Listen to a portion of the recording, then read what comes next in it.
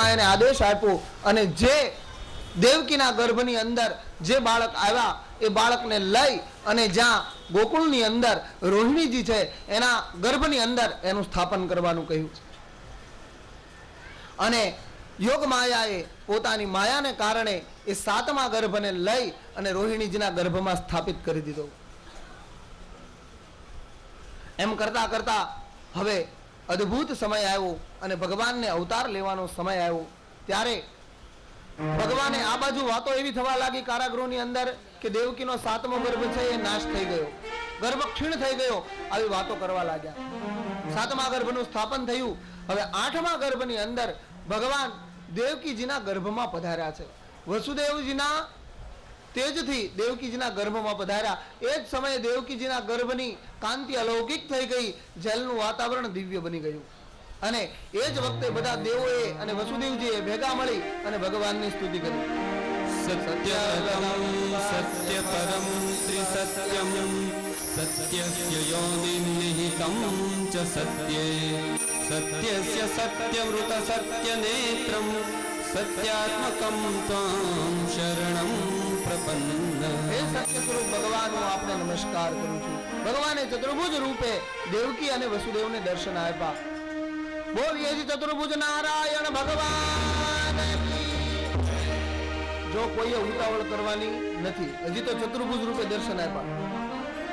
હજી ચતુર્ભુજ રૂપે દર્શન આપ્યા પછી ત્યાર પછી જેલમાં દર્શન થશે, ત્યાર પછી ગોકુળમાં જાય, ત્યાર પછી જ્યારે અહીંયાથી કહેવામાં આવે ત્યારે ઊભા થવાનું છે અને આનંદ કરવાનો છે. બરાબર? ત્યાં સુધી કથા ચાલવા દેજો. બરાબર? કારણ કે અત્યારે હું જન્મ કરીને કાલે કથા કરે એવું તો કરાય નહીં. આપણા બધાના અહીંયા છે ઠાકોરજીને મળવા માટે ઉત્સુક છે. તમે નહીં માનો, મને ક્યારનું એમ થાય હું ફટાફટ કથા કરી નાખું, નંદ ઘેર આનંદ ભાઈ કરું કરીને. પણ મારે તો ન્યાય આપવો પડે, નહીંતર આ લોકો મને કે પાછા. એટલા માટે આપણે બધા એક છીએ. તો અહીંયા વસુદેવજી અને દેવકીને ભગવાને દર્શન આપ્યા અને કહ્યું કે તમે દુઃખી થતા નહીં. હવે તમારે દુઃખી થવાની જરૂર નથી, કારણ કે હું તમારો ઉદ્ધાર કરવા, પૃથ્વીનો ઉદ્ધાર કરવા અહીંયા જન્મ લઈને આવ્યો છું. પછી વસુદેવજીને બધું સમજાવ્યું કે તમારે શું શું કરવાનું છે. વસુદેવજીને કહ્યું કે તમે જ્યારે હું નાનો બાળકનું લઈશ એટલે તમે ટોપલાની અંદર મને સુવાડી દેજો. અને વસુદેવજીએ જ્યારે ચિંતા વ્યક્ત કરી કે તો પછી મને આ જવામાં બધા અંતરાયો છે એ નડશે નહીં. ભગવાને કહ્યું નહીં, તમે ચિંતા નહીં કરો. ચતુર્ભુજ સ્વરૂપમાં ભગવાન એમની સાથે વાત કરે છે. અને ત્યાર પછી વસુદેવ અને દેવકીની પ્રાર્થનાથી ભગવાને પોતાનું નાનું સ્વરૂપ બનાવ્યું. નાનું સ્વરૂપ બનાવી અને રડવા લાગ્યા. બોલીએ છે કૃષ્ણ કનૈયા લાલ કી. નાનું સ્વરૂપ બનાવી અને રડવા લાગ્યા. અને રડતા રડતા પોતે પોતાની માતાને અને વસુદેવજીને ખાલી દર્શન આપી અને કહ્યું. બધા જ ચોકિયાતો એ સમયે સૂઈ ગયા, બધા નિંદ્રાધીન થઈ ગયા, કોઈને કાંઈ ખબર નથી. અને એવો સમય આવી ગયો કે બધી બાજુથી રાત્રિ વિકાસી કમળો ખીલી ગયા, ચારે બાજુથી મંદ મંદ પવન આવવા લાગ્યો. ભગવાને ઉપરથી દુંદુભીઓ વાગવા લાગી. આકાશમાંથી અપ્સરાઓ અને નૃત્યાંગનાઓ, વિદ્યાધરો ચારણો નૃત્ય કરવા લાગ્યા. ભગવાનની યશોવલી ગાવા લાગ્યા. અને ભગવાનનો જન્મ થાય એવી ઘડીઓ ગણાવા લાગી. અને અંતે ભગવાનનો જન્મ થયો. આ બાજુ કોઈને ખબર નથી, ભગવાનનો જન્મ ખાલી માત્ર થયો છે. અને બન્યું એવું કે ભગવાનની કૃપાથી બધા મોહના માયાના બંધનની અંદર આવી ગયા. અને જેવો વસુદેવજીએ ટોપલામાં કૃષ્ણજીને સુવરાવ્યા, બાલ ગોપાલને સુવરાવી, બધા ચોકિયાતો હતા એ યોગ નિદ્રાની અંદર સૂઈ ગયા. જેલના તાળાઓ આપોઆપ ખુલી ગયા અને બહાર મુશળધાર વરસાદ પડવા લાગ્યો. વીજળીઓ ચમકારા માંડવા લાગી અને આબમાંથી વીજળીઓનો ગહેકાટ કરવા લાગ્યા. અને એવા સમયે ભગવાનની ટોપલાની અંદર ધારણ કરી વસુદેવજી મથુરાથી નીકળ્યા છે.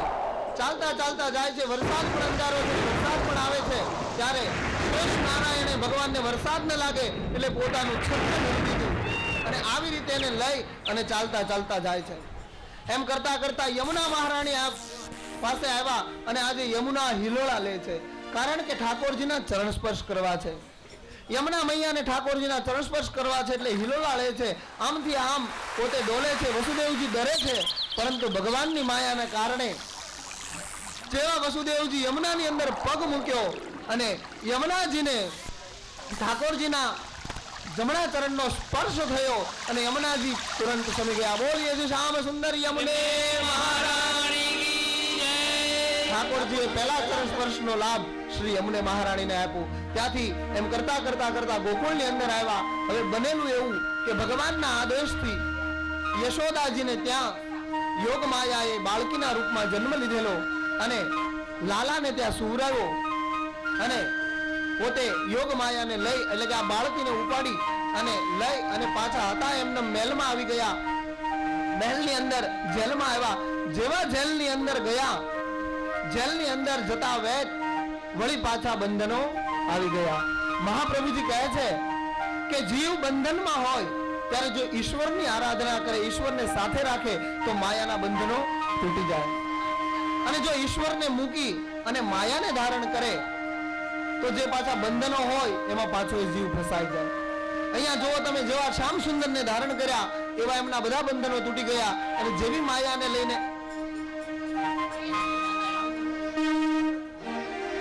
रैन अंधेरी चंद्र स्वरूपी आ गए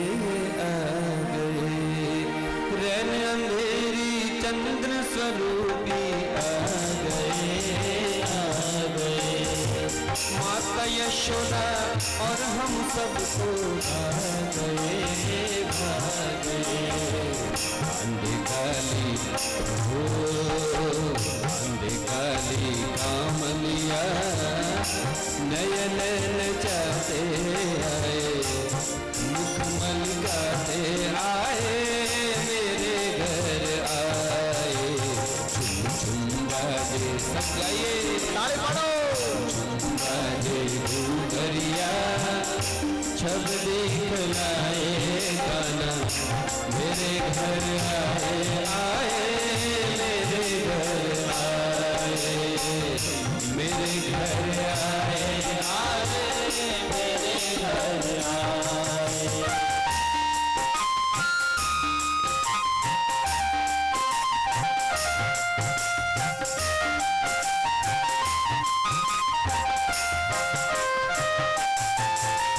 सुनकर बंसी सखियां सुध बुध खो गई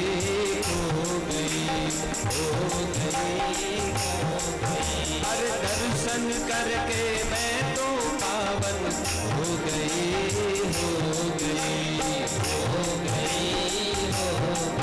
अरे इस प्यारे सांवरिया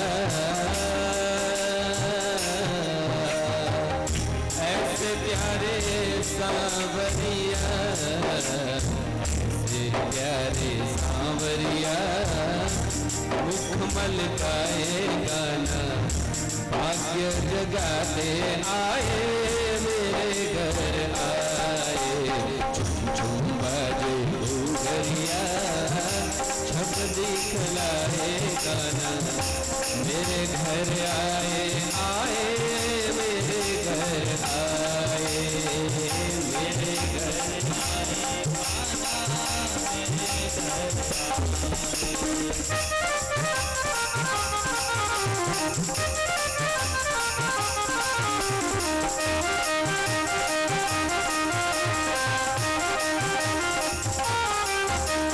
श्रावण वध आठम की रे सुहामनी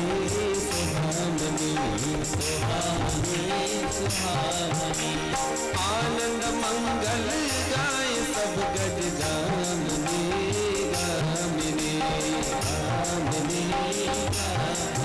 अरे जरमर बरसे ओ जरमर जरमर जरमर जरमर जरमर बरसे मैं भूलिया जरमर बरसे मैं भूलिया भक्त जन गुट को गाए रंग उड़ाते आए मेरे घर आए झुम बाजे घूघरिया जब दिखलाए गाना मेरे घर आए मेरे घर आए मेरे घर आए मेरे घर आए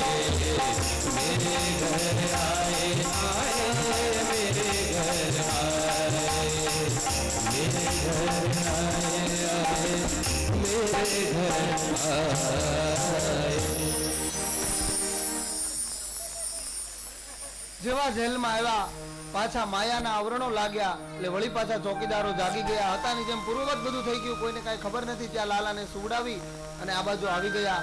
હવે ફરીવાર ચોકીદારો હતા એ સચેત થઈ ગયા અને જ્યાં બાળકના રડવાનો અવાજ સાંભળ્યો એટલે જઈ પોતાના મહારાજાને ખબર આપ્યા. કંસને કહ્યું કે ચાલો આપણા કાળનો જન્મ થઈ ચૂક્યો છે.